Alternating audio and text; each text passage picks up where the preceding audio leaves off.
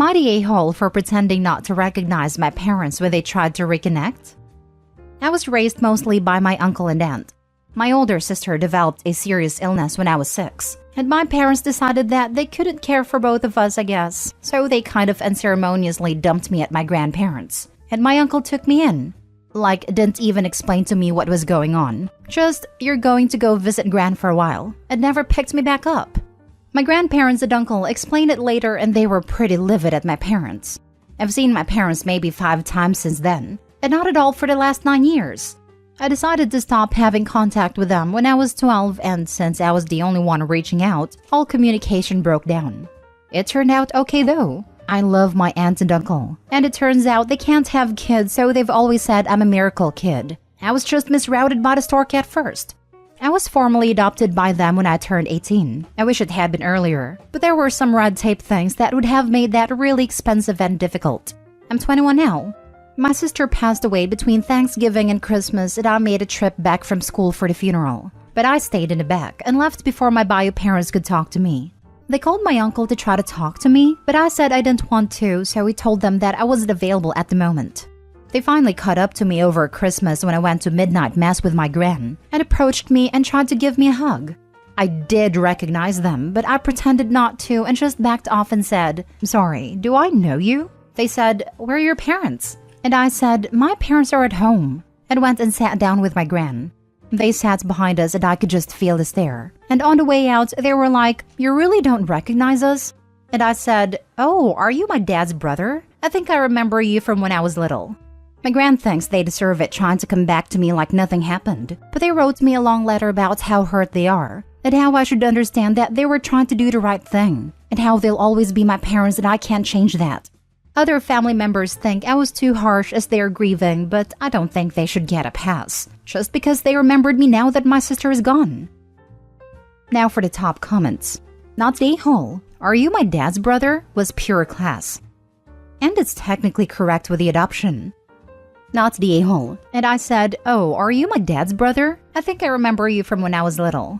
This was petty AF, but so much deserved, and I'm applauding you all the way for it. I'm glad that you ended up with parents who love and cherish you. Also, you were adopted, so they aren't your parents. Notice how in their letter they only focused on themselves, how hurt they were.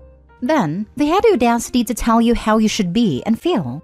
These people are garbage, and deserve to know and be told repeatedly that they're garbage. Not the a-hole. Rinse and repeat. They left behind a 6-year-old they never intended to continue raising. I can't imagine how much therapy Opie needed to get to the point he's at now. Not the a-hole. They'll always be my parents and I can't change that. But they could change that, and they did. They didn't act as parents for 15 years. The number of times that you saw them in that period can be counted on your fingers. There's no relationship there to salvage. Relationships are built in trust, and they broke that well and truly. Not the a-hole. You're my freaking hero. Most people would freeze in the moment, especially when already preoccupied with grief and sadness, and only think of the perfect line minutes, hours, or days later. But not you. You're a legend among us mortals. I'm so very, very sorry for the traumatic and heartbreaking experiences you went through. But somehow that path still led you to greatness. No pressure, Opie, but I think you're going to save the world one day. Good on your parents for making it official. Otherwise, I would toss out the idea of adopting you myself. Next story. Would I be the a-hole for refusing a large cash gift on behalf of my children?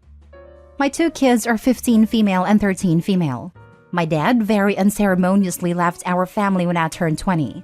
He wasn't a bad guy necessarily. To him, he fulfilled his obligation to raise me to adulthood and wanted to cut ties and live his own life because he became a father very young.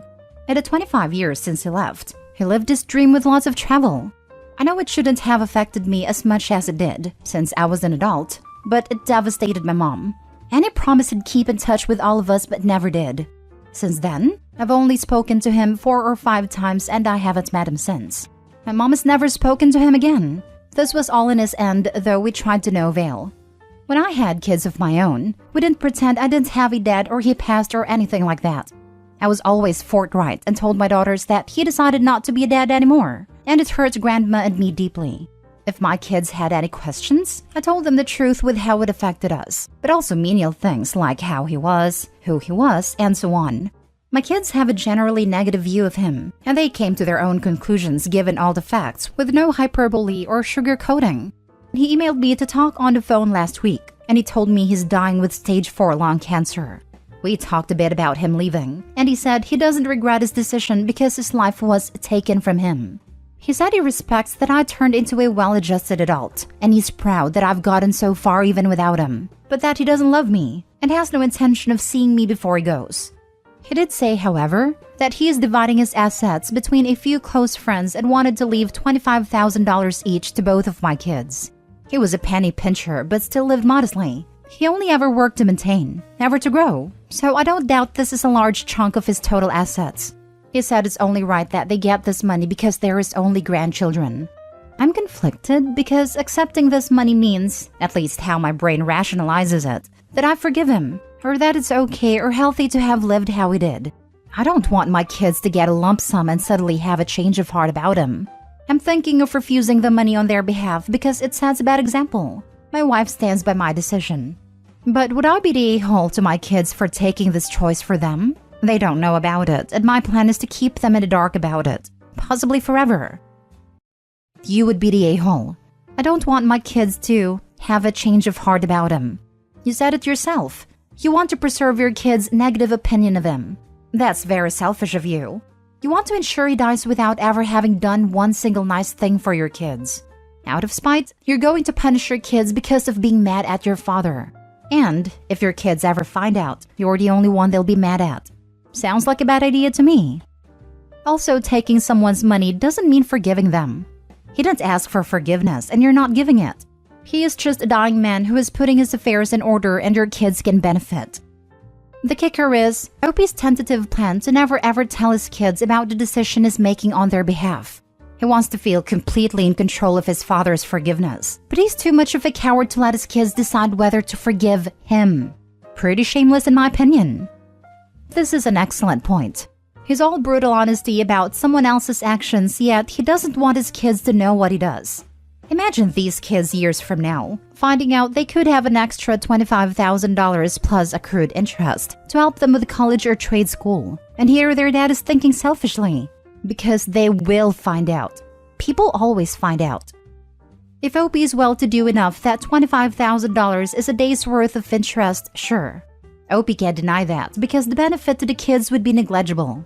If, however, $25,000 is the difference between them needing to take out student loans or having a down payment for a house, Opie would be a massive a-hole for denying his kids this opportunity out of spite. I don't think I'd be able to forgive my father for sabotaging my future for his ego and pride. Next story. Am I the a-hole for not inviting my sister on my trip to Disney World? I, female 33, am planning a trip to Disney World with my 9-year-old daughter. As a single mom, I've saved for this trip for years. My daughter adores all things Disney and want to give her at least one vacation that she can remember fondly.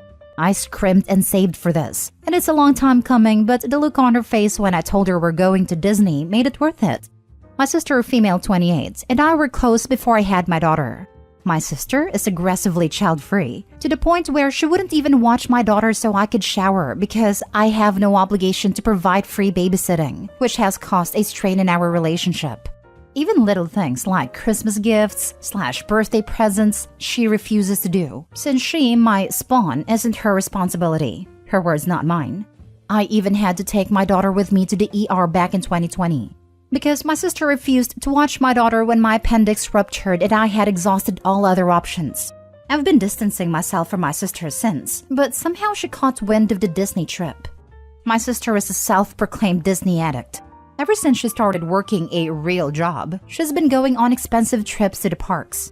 I even think she's an annual pass holder despite living in Chicago.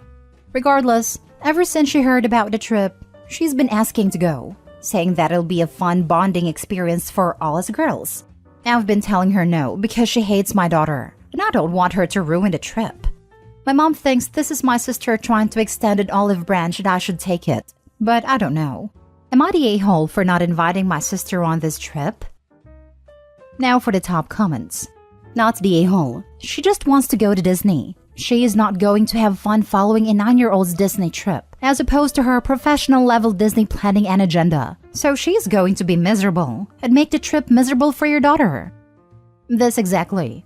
She's going to want to run the show and direct all your plans and not care at all what your daughter wants to do. Leave sister behind and enjoy this trip with your daughter. I'm an adult who loves Disneyland. I had a lot of fun going with my young nibblings and watching them enjoy the magic. But it was completely different from going with my adult friends. With the little kids, you're stopping more often. You're probably not going on the more intense rides. They're going to get impatient in lines and shops, and they're going to tire out when a group of adults would be ready to keep going. But when you're at Disney with kids, the trip is about the kids. Like I said, I had a blast going to Disney with my nibblings, but that's because I deeply enjoy my nibblings as people, and my affection for them overruled the more frustrating moments. Opie's sister doesn't have that bond with her niece, so I don't know that she'd be willing to put aside her own idea of a fun Disney trip in favor of making the trip fun for the niece. Not the a-hole. Not the a-hole. This is a special trip for you and your sister hasn't wanted any bonding time until now. If she wants to go to Disney, she can take herself. Again. Stand your ground, mama. You worked hard for this for you and your daughter.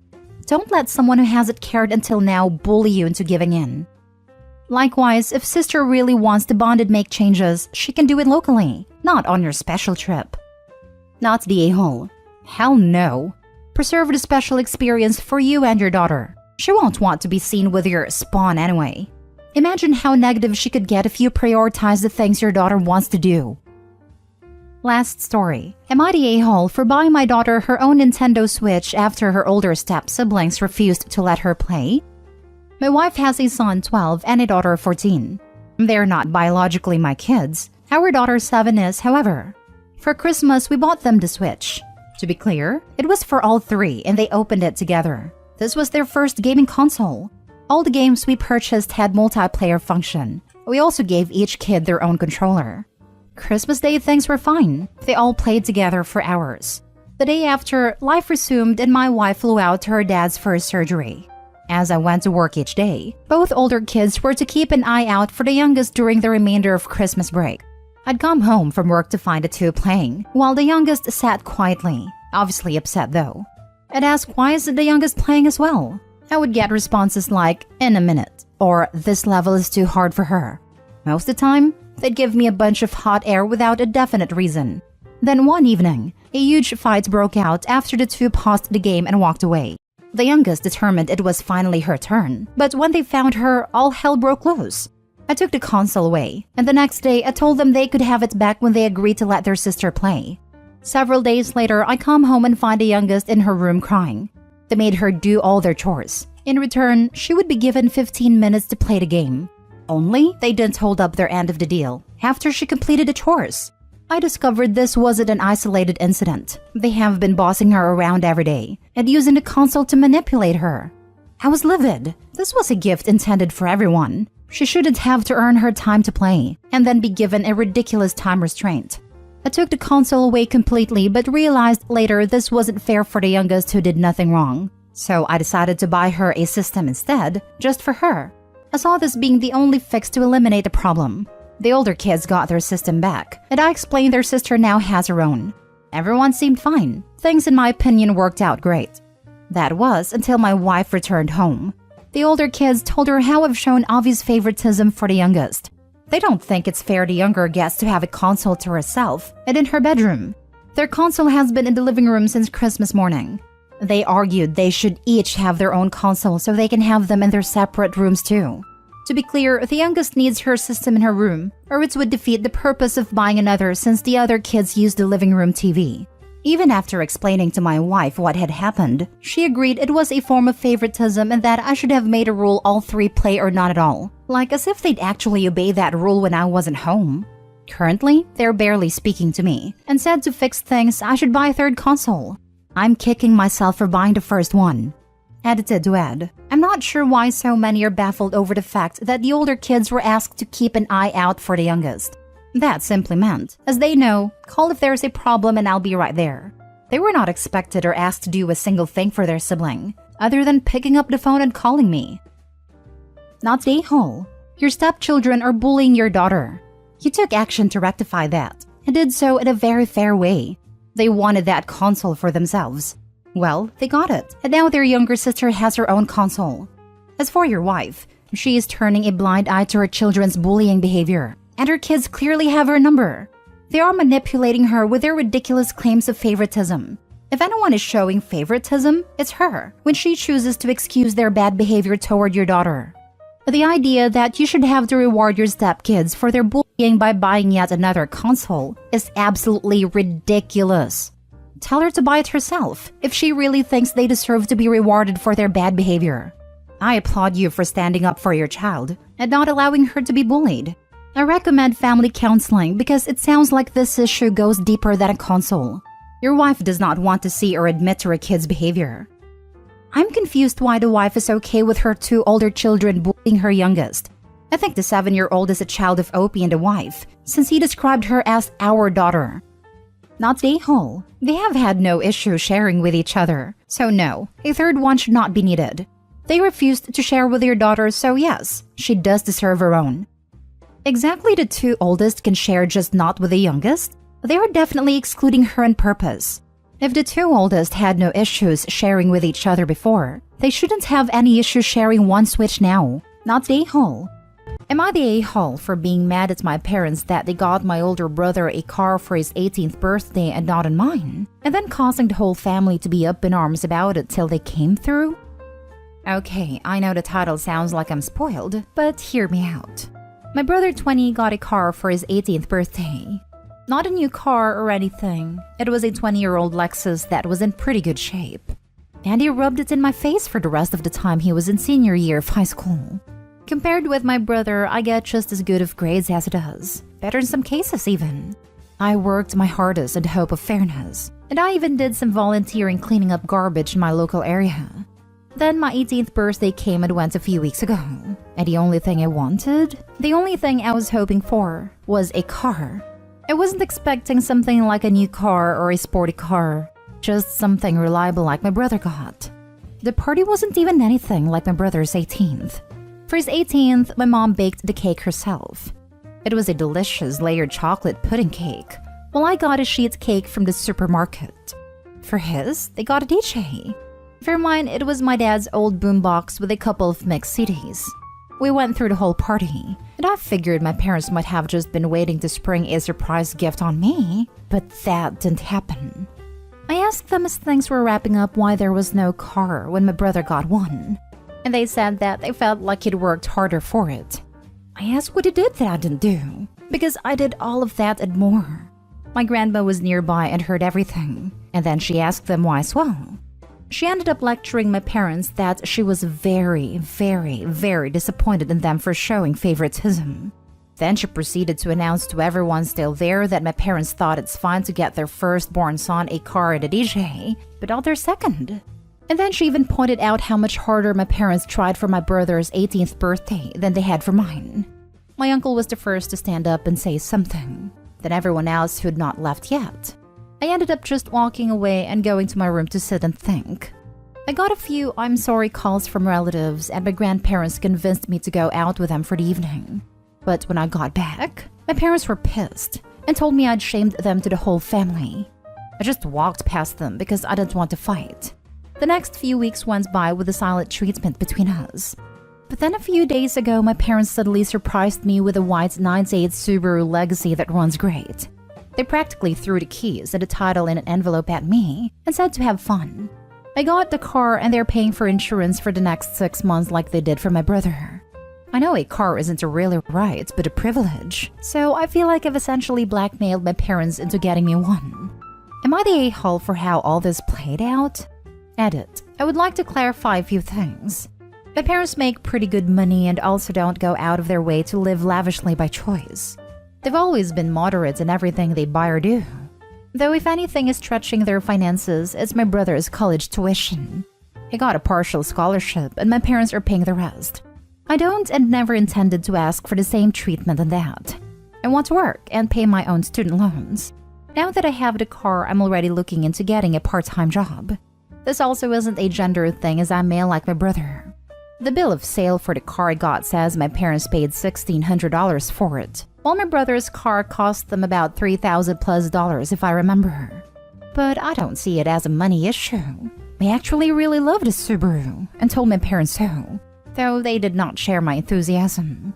I also did try to talk about a car with my parents a few times last year, but they always dodged the conversations about the topic. I figured if I talked about it too much, it'd ruin it, and so I stopped. I would have felt like a brat to keep talking about getting an imaginary car, so I learned to just stay silent and hope. I can't go stay with my grandparents because they live in a one-bedroom condo. There isn't enough room for other people. After all their kids grew up, my grandparents decided to downsize to make their eventual retirement easier. Also, my grandparents know all of the details already, and they tell me that I didn't do anything wrong, and were already planning on confronting my parents quietly over the car issue. But they took the chance to take care of the matter when they heard me asking my parents about it.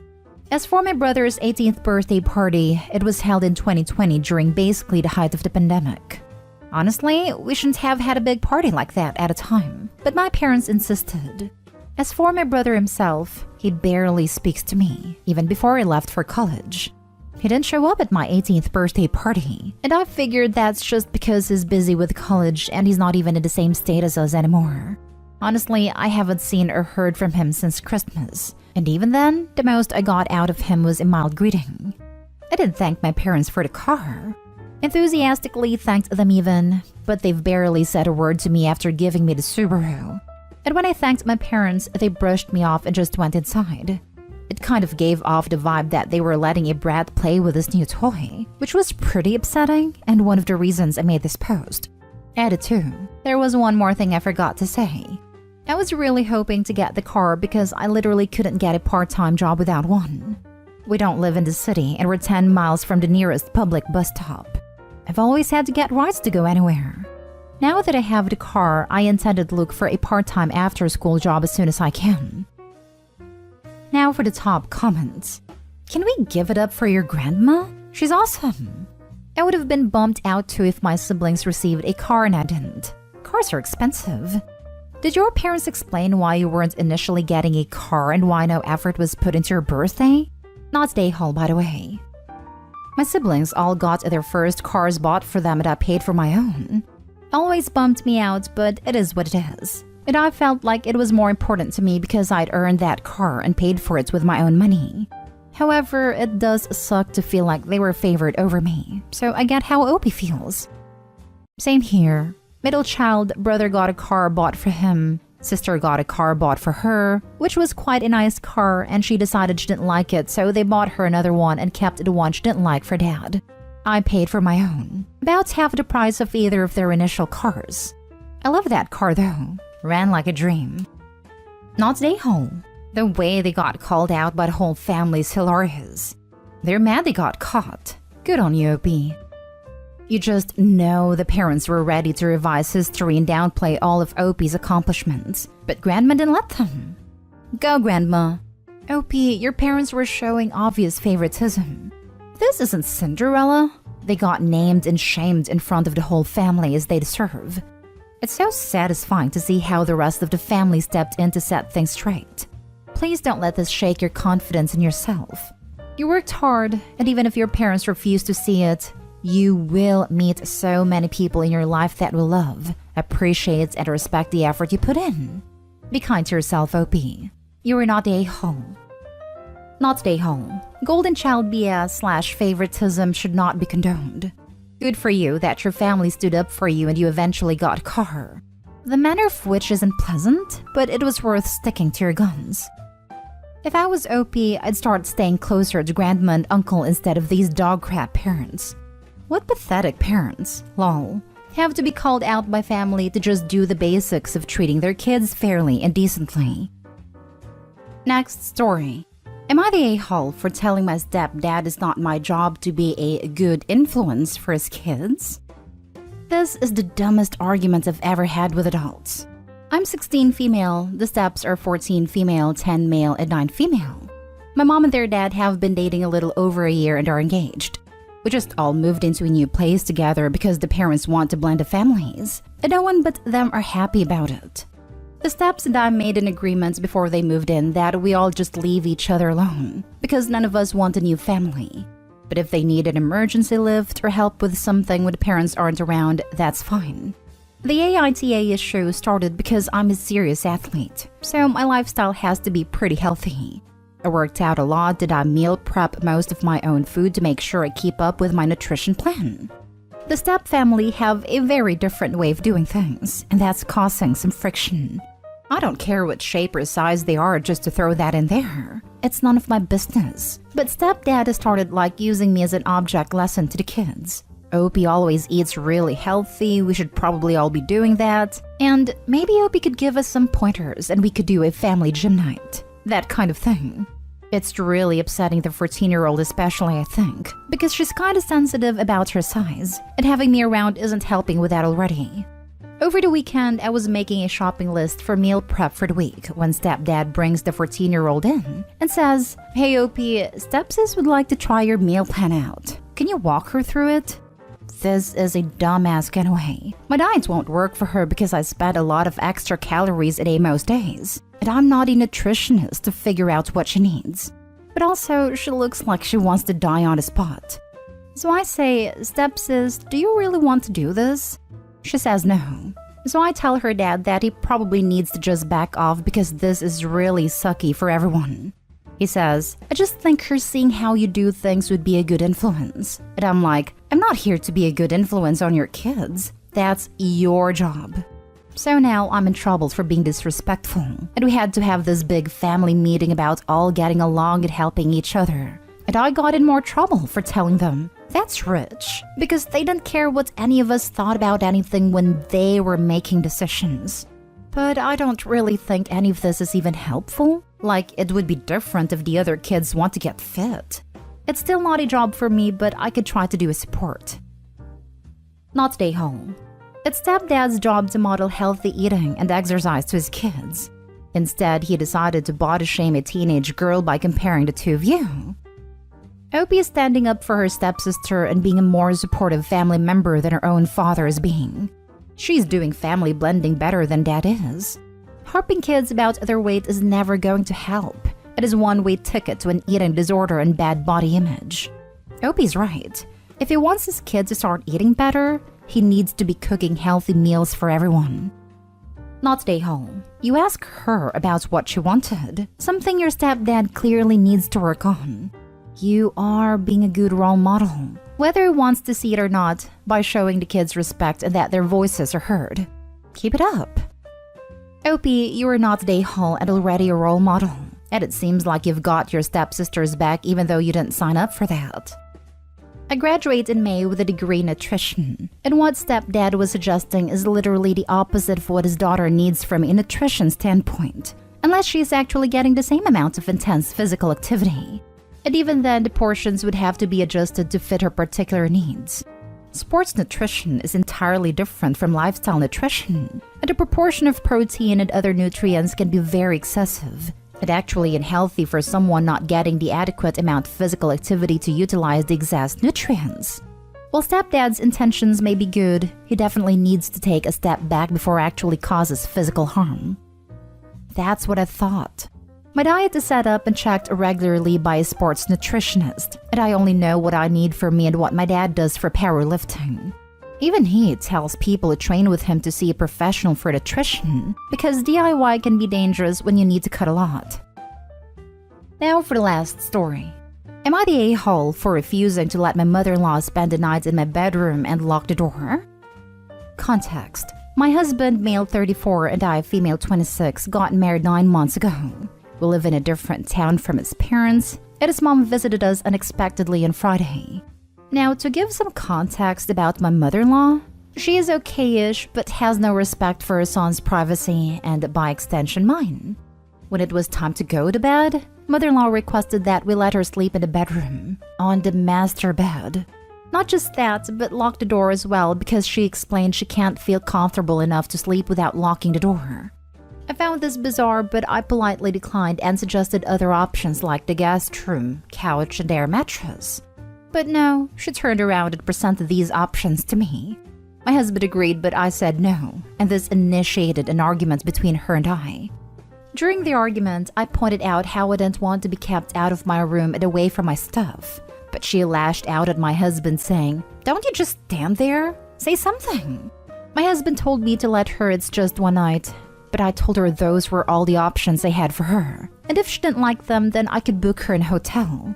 She took it as in I was kicking her out and started crying, which made my husband upset. She left at 12 a.m. and my husband blew up saying I disrespected his mom who was a guest at our house and treated her poorly. He then reminded me it's our bedroom, not just mine. And I acted horribly to her, causing her to go stay at a hotel in the middle of the night. He went to book a room in the same hotel as her and turned his phone off.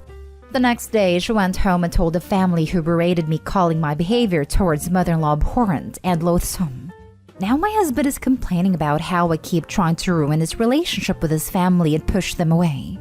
But I want to know if I was really the a-hole. Now for the comments. Not the a-hole. Girl, I would get a divorce ASAP. These kinds of relationships never last for a long time. He is not able to see the disrespect his mother is giving both of you guys. Run. Edit. Never thought my first most liked comment on Reddit would be an advice to get divorced.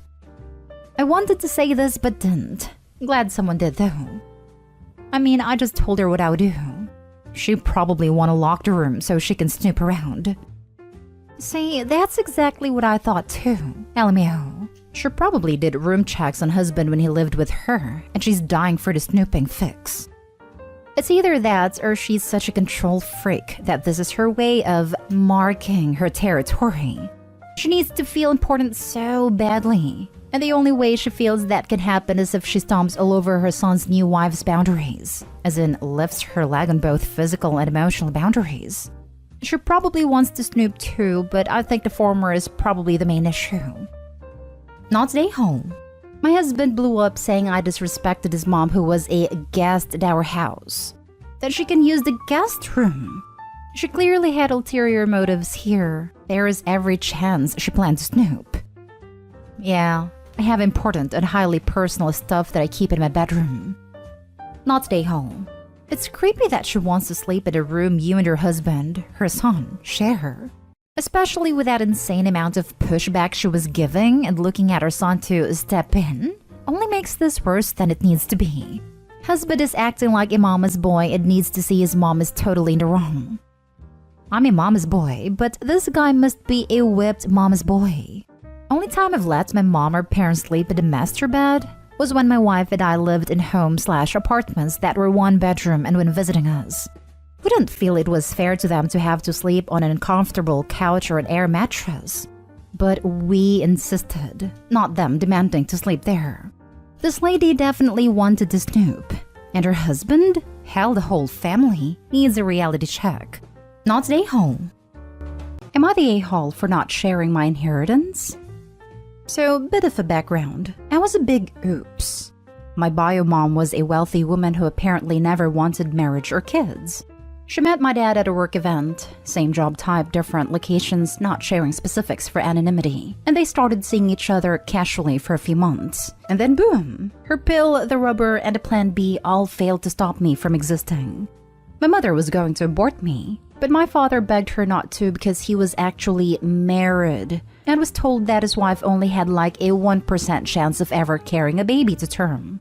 She agreed only on the stipulation that she can give me up. No visitation, no parenting, nothing but child support. And he and his wife reached an agreement and took me under the ruse she'd raise me as her biological daughter. Needless to say, I never met my bio mom, but it doesn't get any better for me from there. My stepmom actually ended up having a miracle about a year after I was born. A son. My brother has never treated me any different, and I love him dearly, but I could always tell I was never my parents' priority. I more or less just kind of existed to be seen, never heard or really acknowledged unless it was something for the family. When I turned 13, I got the opportunity to meet my bio grandma, mom's mom. She had no idea I existed and petitioned for visitation. I loved it so much with her that I asked if I could live with her. My dad and stepmom seemed happy to be rid of me and accepted. My bio mom never visited her mom anyway, a rift over her not settling down and having kids. Well, that was 6 years ago. My bio mom just died a month ago and surprisingly left everything she owned to me, with the stipulation that I go to school for business and better myself according to her letter that the lawyer and trustee told me about. This is life-changing money. I'm talking I went from lowest middle class, grandma left everything to me, but it wasn't a lot, just a house and a couple thousand, to a multi-millionaire. Now, my dad and stepmom are on my case to share the money. I have no idea how they found out as grandma passed last year, right after I graduated. It was her dream to see me graduate and she had been sick for a few years. And the only person I talked to is my brother, but I never even told him. Apparently, they don't have the money to send him to an Ivy League school like they've always wanted. But money's no longer an object for me.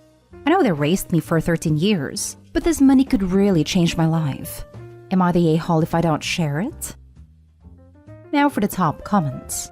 Don't give them money. Maybe set something up with a lawyer like a trust for your brother to use for only school. This way money can't be withdrawn from it. They have proven they only want the money, not the a-hole. This is a reasonable thing to do. Despite the parents treating her indifferently, her brother sounds like he was a good brother, so I can understand if she wants to help him, but with rules in place that make sure it's only him that benefits. It's still a huge favor on Opie's part. Opie's not a-hole in any way, shape or form. Not a-hole. Clearly you weren't a priority until it benefited them. They let you go without thinking twice. Keep the money and do with it as your grandman you would have wanted to.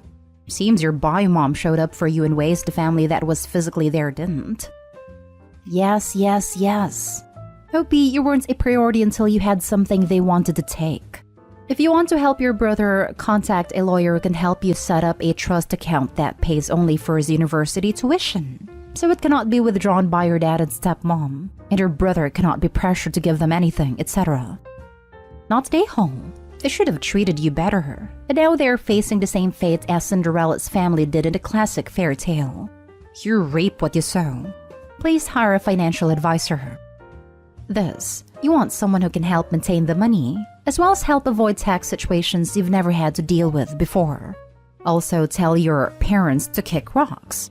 When your brother graduates, if you want to pay off whatever loans he has, you can make that decision for yourself based on the relationship you have with him. But don't tell him or these jerks it's even the remotest option. They sound like the kind of people who will never leave you alone if they think they can use you for their own ends. Now for the next story. Am I the a-hole for allowing my stepson to call me dad? My wife, 39 female, and I, 36 male, got married and moved in together last year after 3 years of dating. She has a son, 15 male, with her ex-husband, 42 male. He was never abusive to any of them, but he used to be extremely cold, emotionally distant, and easily irritable. So my wife divorced him when the kid was 8. Since then, he has constantly tried to be involved in his life, but the child doesn't like him at all. He tries to make a man out of him, but his son is a huge softie, which is obviously an inherent incompatibility. He views his dad's approach as him not being accepting of who he is. I met the kiddo when he was 12. I had already been dating my wife for a year at that point, and we both knew that things were going to get serious, so it was the right time. I instantly felt a connection to him, and my paternal instincts spiked up. I'm sterile and I love children, which is an unfortunate combination. From that moment on, I started spending as much time with him as possible. The ex-husband really hated this and accused me of trying to steal his son. After we all moved in together, I started taking care of him full-time basically, because I work from home. I cook him breakfast in the morning, I pack him lunch, I drop and pick him off from school, I help him with his homework. We play video games together, work out, do sports, watch movies, listen to music, go on trips, etc. He talks with me about anything. I love him so much, and I consider him my own son. This week, he came to me crying after a meeting with his dad. The father apparently started trash-talking me and telling him things such as, he's not your real dad. He's just a stranger. He's only being nice to you to get closer to your mom. He'll never see you as his own child, etc. The poor kid actually defended me in front of his dad. I hugged him tight and assured him that I love him more than anything, and that he is definitely my son. He calmed down in the end and let me know that from now on, he wants to call me dad publicly and in front of everyone. He called me by my first name before, because I'm his male role model and real dad, and that he loves, respects, and admires me a lot. I told him okay, whatever he feels the most comfortable with. My wife's ex-husband called me yesterday to berate me for allowing this to happen, saying that because of me he'll never be able to rebuild the relationship with his son now, and that I crossed some huge boundaries and I should be ashamed of myself for that. Not the a-hole at all. Tell him to buzz off. If his son wants to call you dad, it's really nothing to do with anyone but the kid. I feel like he was hoping to emotionally isolate son until he was desperate enough to mimic the emotional language of the dad. When Opie stepped up and was kind and also loving and accepting, that plan was completely wrecked. Without a doubt. He clearly didn't account for the fact that teenagers always do the exact opposite of what you want them to do. Not stay home. The divorce happened 4 years before you met the kid, so it's not like you swooped in while things were getting settled to just take over as dad. Somehow, Bio-Dad didn't bother bonding properly with his kid during that time. That's his own fault. You have a teenage son who likes you. Good job, mate. He probably didn't bond properly from the very beginning. So the kid never aspired to be like his bio-dad. At puberty, he started becoming his own man, while bio-dad, who probably thought that it was his wife's job to take care of the kid while he was little, decided that now it was time to teach him to be a man, in his own image. Except that around that time, the kid met Opie and saw in him a man he wanted to grow up to be like, not one he had to grow up to be like. Some men raised old-fashioned really believe that a child will magically love someone just because they're biologically related. My dad left us before my sister was even born. I decided to come back when I was 12 and she was 10. He was really surprised when we didn't immediately just adore him and try to be like him. Kept talking crap about our grandfather who was a real father figure in our lives.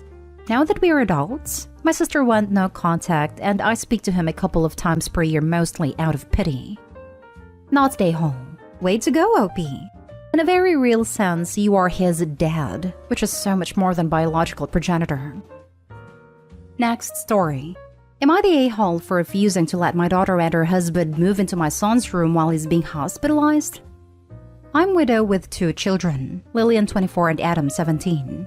After my husband's death, we sold the house, gave Lillian her part of the inheritance, and then put Adam's inheritance money towards his college fund. Adam and I now live in a 2-bedroom apartment. 2 months ago, Lillian's husband blew all her inheritance money and got them involved into debts that caused them to become homeless. It's a scheme her husband put all the money on and they lost everything. They begged to come live with us. I said yes, and they have taken over the living room ever since, causing a huge mess. Now a bit about Adam. So Adam is dealing with a number of health issues. His father's death literally ruined him, and very recently his condition required for him to be admitted to the hospital and getting rehab. He literally yelled out for his dad at the hospital. It's heartbreaking to see him like that. It's just an overall sad situation and whole family is praying for Adam to get better and be home soon. Lillian came to me yesterday and told me that her husband suggested that since Adam is going to be away from home for a while, then maybe I could let them temporarily move into his room. I was shocked, but I declined with a simple no. She ranted about how staying in the living room and the couch has damaged hers and her husband's health, and also lack of privacy pretty much ended any intimacy they had, and I should consider letting them take the room and promise that Adam won't find out or even noticed. I said no because there's stuff in there that Adam's dad bought him, and Adam wouldn't want it touched.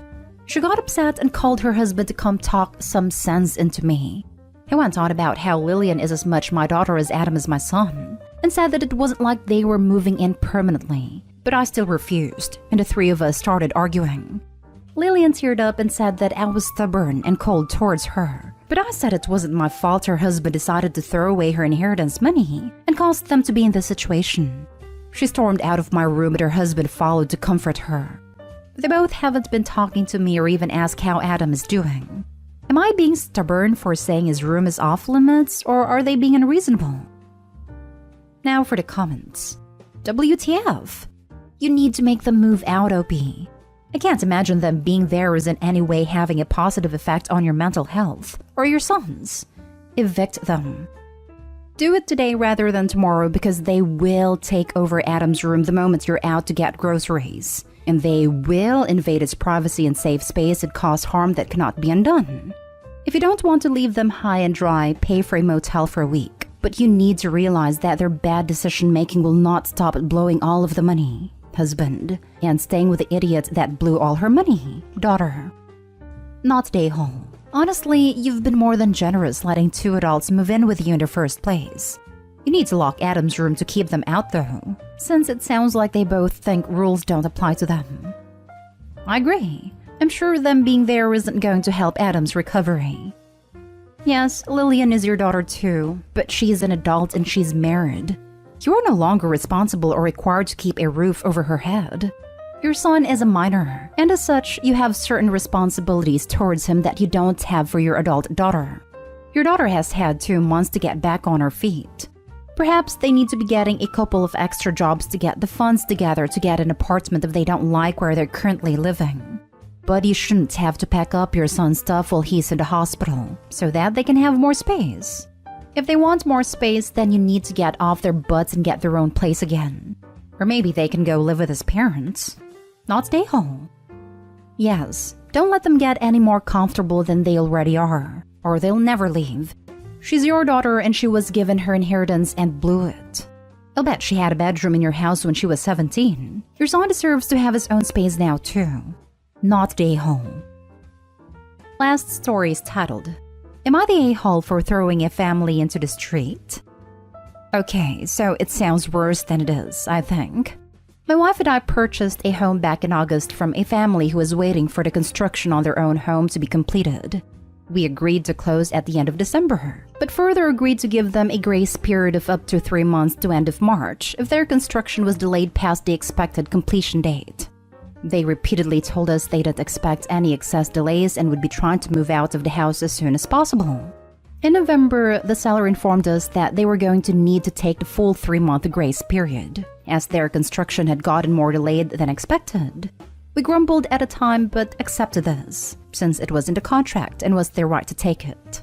In the meantime, my wife and I have been living in an apartment my parents own, waiting to move into our new home. My parents bought a place in our city so they could spend more time closer to us, and to our child who is their first grandchild, born 10 months ago. My parents only plan on moving here for an extended period starting in September of this year. The apartment we're in is pretty small. It is not really suitable for a baby, especially one who is right on the cusp of walking. We are very eager at this point to move into the new place, but make sure it has sufficient amenities for the baby as well as for us. In order to get things ready as soon as possible, my wife has been working to secure a contractor for a renovation of our new home, which is estimated to take up to a month. We have already paid a down payment to the contractor to book him for April of this year. So you can imagine our surprise when the seller called up about a week ago and offered to pay rent for us to extend the grace period an extra 6 weeks.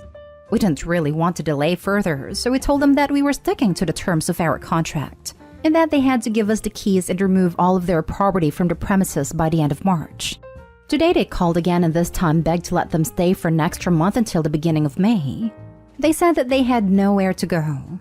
Her mother is going into surgery at the end of the month, and they don't have a place near where their daughter is supposed to go to school. We wanted to be reasonable, so we called our contractor to see if he could push off doing the work until May. But he is already booked and wouldn't be able to start the work until August. So we called them back and told them we wouldn't be able to help, and that they would have to make arrangements for themselves elsewhere. At this point, the wife of the couple started crying and saying we were basically throwing them out onto the street.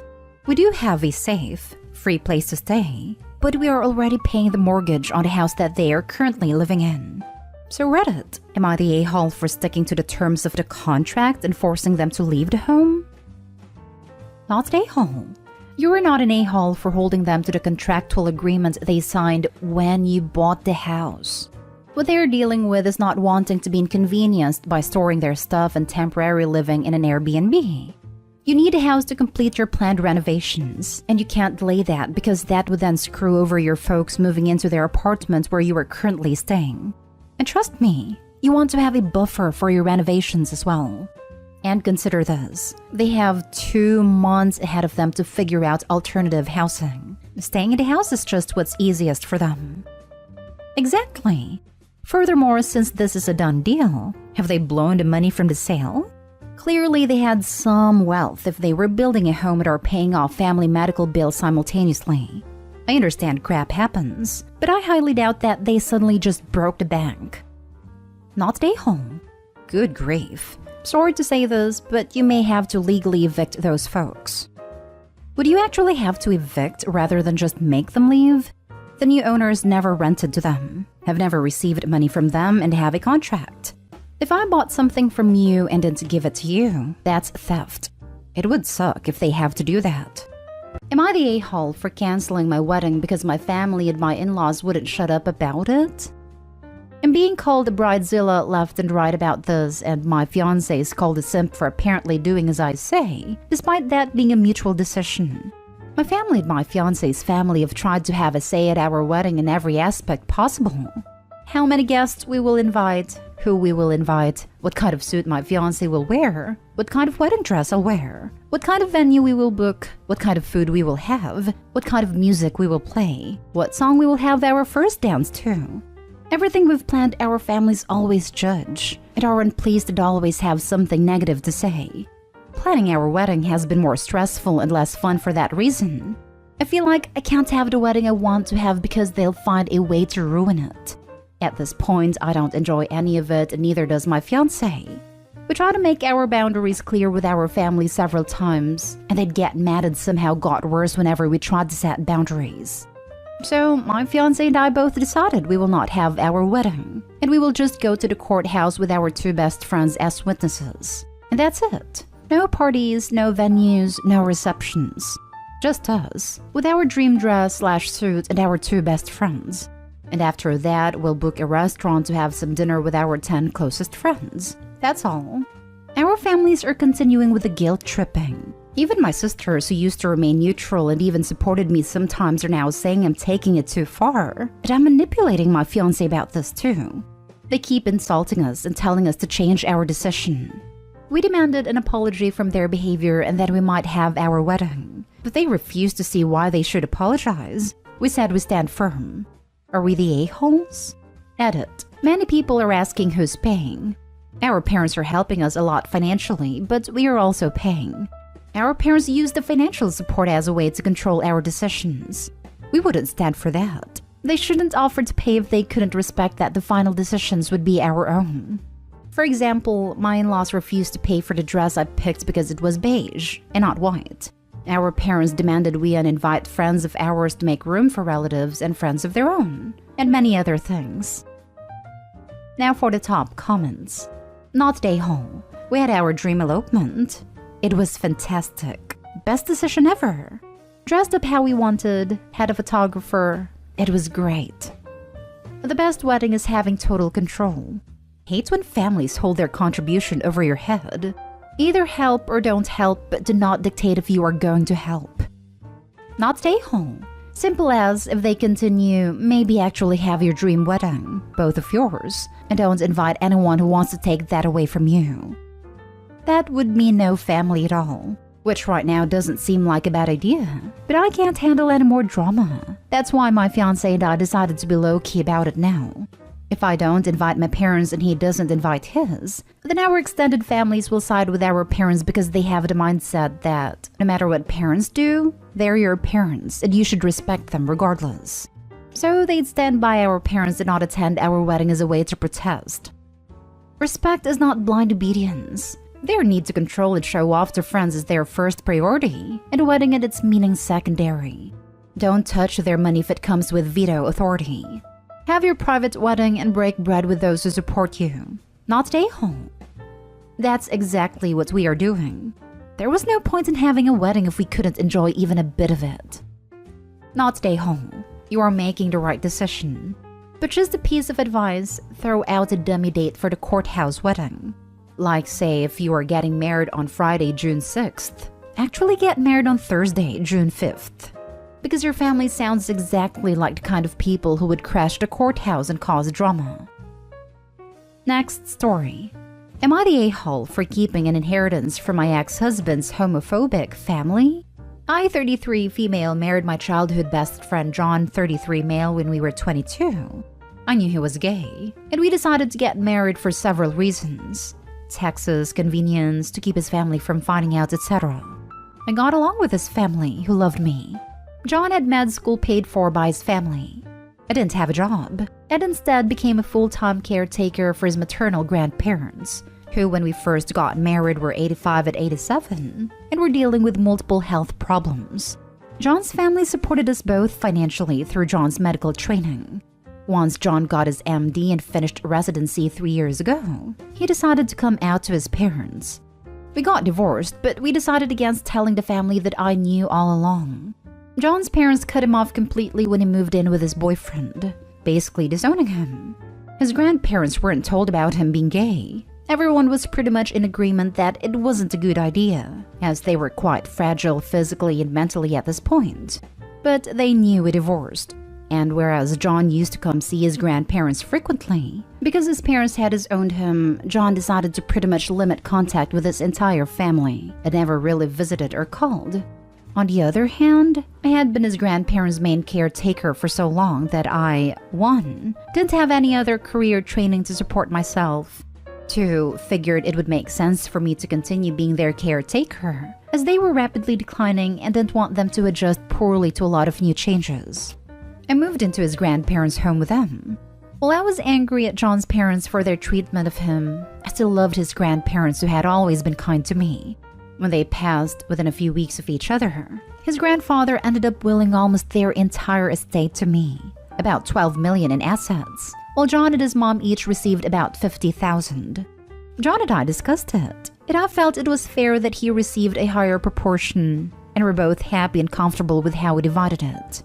His parents, on the other hand, had expected to receive the bulk of the inheritance and accused me of mistreating his grandparents and manipulating them into willing almost everything to me. Apparently, they had made some business decisions, assuming they would receive the money. They also argued that they would have gone ballistic if they knew John was using their money to fund his lifestyle. I honestly hadn't thought of their will at all when they passed. It had never come up, but I feel John deserves the money after the way his parents treated him. And John tells me I deserved to be taken care of after I spent more than a decade of my life caring for his grandparents.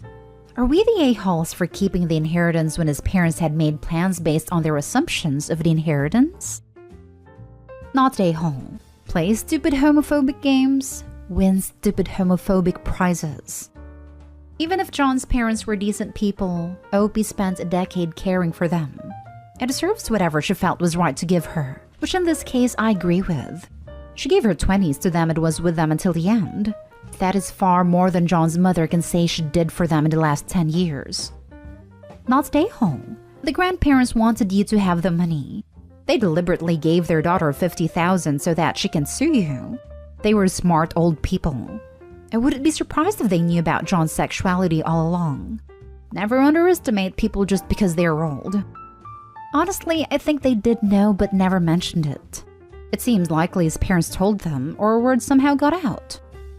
Sometimes people just know. There were likely obvious clues that even you and your ex couldn't hide. The best kind of people will treat people with kindness no matter what they think about their life choices. I know my ultra-religious grandparents were not thrilled with my wife and I living together before we married, but never complained to us about it. It's likely his grandparents just wanted him to be safe and happy, no matter who he really loved. Not stay home. You took care of them and had no career because of all the unpaid work that you did. I don't know why you gave your ex some money, but that's your decision. He had supported me when I was facing homelessness and married me in part to make sure I would be taken care of. Next story is titled, Am I the a-hole for uninviting my sister-in-law to my wedding for her trashy behavior? Me, female 24, and my fiancé, 28 male, are getting married in 2 months. His sister, 30 female, is nice enough, but I've always gotten the sense she doesn't like me. She's never been rude, but she just seems uninterested in me. Even so, when our families get together, her and her boyfriend are personable enough. I come from scholars and they don't, so my family liked that she's a nurse. Or so we thought. My cousins, both 34 male, came to town for a visit last week and said they were going to go out that night and they wouldn't be back till way late. They ended up coming back super early. And when we asked, me, my parents, and my fiancé, what happened, turned out they got kicked out of a strip club for taking a picture of a dancer. and it was my fiance's sister. I was mortified because I never took her for her type. We told fiance's parents and it was a huge thing. Lots of drama between her and their parents. Eventually, everything calmed down and it became she's an adult, it's none of our business. This really rubbed me the wrong way, and I told fiancé that I was no longer comfortable with her coming to the wedding. I was met with a lot of resistance, but eventually he agreed. When I called her to explain myself, she blew up at me and told me I was shaming her for something that didn't affect me. I told her it did affect me if she would be bringing a trashy atmosphere to my wedding. We come from money, and the last thing I want is men lining up for services outside a broom closet, and I told her that much. She said she was offended that I suddenly think of her that way, and I told her she was more suited to a bachelor's party than a wedding, and I hung up. Well, ever since then, their family has been telling me how much of a witch I am for telling her what they want. And now my fiancé is starting to say I should reconsider, but I don't think bringing a stripper to a wedding is appropriate. Now for the comments. I come from scholars and they don't. You're the a-hole just for that statement. Are you going to ban your trashy cousins who went to the strip club as well? They'd probably be the first in line for her services should she decided to offer. What the heck does I come from scholars even mean? Does this brain surgeon know that 1, education does not equal intelligence, and 2, even if it did, intelligence is not always hereditary, and smart people have dumb kids all the time? Info. Where does the sister exhibit trashy behavior in this story? The only one acting trashy is you. And the cousins who violated her privacy by taking a picture. You're the a-hole. I'm missing exactly where your sister-in-law exhibited trashy behavior. She has a job she keeps private. Period. You literally had no idea until your family started to creepily sneak pictures of her while they were out drinking and carrying on. Your sister-in-law may work at a club, but your family was kicked out of the same place for being classless and out of line. They were literally too trashy for the atmosphere you're complaining about. But then you decided to dip yourself further into the dumpster fire of trash that is your family by blasting an adult's business to her parents as if she's a little kid caught skipping school. Was the tattletale nonsense necessary about something that's clearly zip all of your business? And again, while your sister-in-law is busily doing nothing offensive, you're worried your family and friends are so completely trashy themselves that they'll be lining up at a wedding, no less, for services no one has even offered, like a pack of crazed animals. What kind of people are you related to that this is going to be a problem? I don't know what kind of scholars you've got hanging around, but I have literally never, ever had to worry my family or friends are going to sexually assault other people en masse. You're the a-hole. Now for the last story. Am I the a-hole for letting my daughter wear a tiara to my cousin's wedding? My 32 female daughter Chloe, for female, has a fascination with princesses. She loves the color pink, wears only dresses, and has an array of tiaras she wears everywhere except at preschool where she can't, but she does have it in her backpack. My cousin 33 male Alex, fake names, invited us to his wedding, which was this past Saturday. Chloe was excited because she got to dress up and stay dressed up the entire time. She also couldn't wait to see the bride's dress. She asked if she could wear her princess tiara, and I said of course. We got to the wedding on time. However, the start time was delayed for unknown reasons.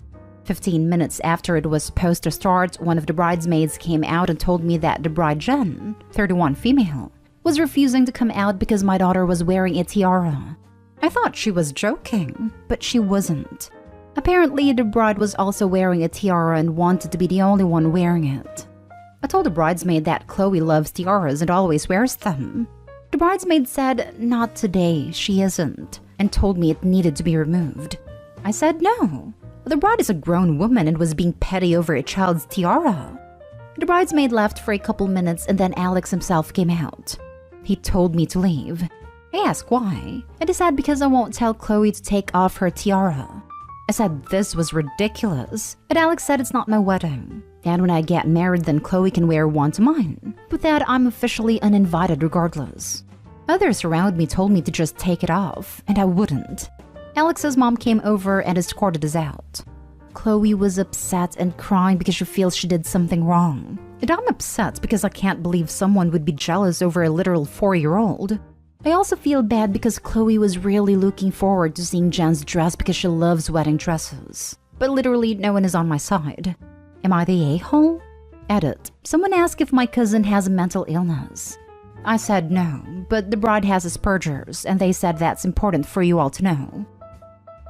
You seriously need to parent up and teach your kid that there's a time and place for indulging your inner princess, and a time and place for sitting back, following dress codes, and letting other people shine. For example, at their own goddamn weddings. You were asked nicely, but were petulant and entitled. You caused this. It's not over a child, it's over your lack of parenting. There's a reason nobody's on your side. You're the a-hole. I agree with this. 4-year-olds should be taught time and place for attire. She didn't wear a tiara to preschool as mentioned by the OP, so a wedding is also a specific occasion. I personally would find it cute if I were the bride, but everyone is different, I guess. I think the bride's wishes, while over the top here, should be respected. Yeah, wedding conventions are stupid, so it's a frequent gray area here. But no one's saying OP's an a-hole for thinking the bride is being extra. She's an a-hole for digging in her heels for no good reason, refusing to teach her daughter an age-appropriate lesson about etiquette, and ruining her daughter's day on top of upsetting the bride. I'd bet they were quick to yeet her because stuff like this is part of a larger pattern. You're the a-hole for not complying with the bride's request/demand. It is their wedding and their rules. There is a reason literally no one is on my side in this, because you were wrong. Ruined her daughter's opportunity to enjoy herself, and for what? The kid would have gotten over the removal for a tiara in minutes. So much more upsetting to have to leave the wedding and not get to do the thing she was actually looking forward to, which was admiring the bride. Nobody told Opie that pick your battles doesn't mean pick every battle. Not only that, but the daughter at 4 years old had a social graces thought to ask her mom before the wedding if it was okay to wear it. How hard is it to say, "Oh honey, I'm sorry. I thought it would be alright, but mommy made a mistake, and bride would like you to take it off." Like how you don't wear it at preschool. You can have it with you, but let's not wear it right now. Sorry, but you're the a-hole. Yes, it was absolutely over-the-top idiotic for the bride to obsess over a 4-year-old wearing a tiara. But once she told you to take it off, you should have removed it. She's the bride, it's her party, she makes the rules. Yes, your daughter would have been disappointed to take it off, but I guess she was even more disappointed to miss the whole event.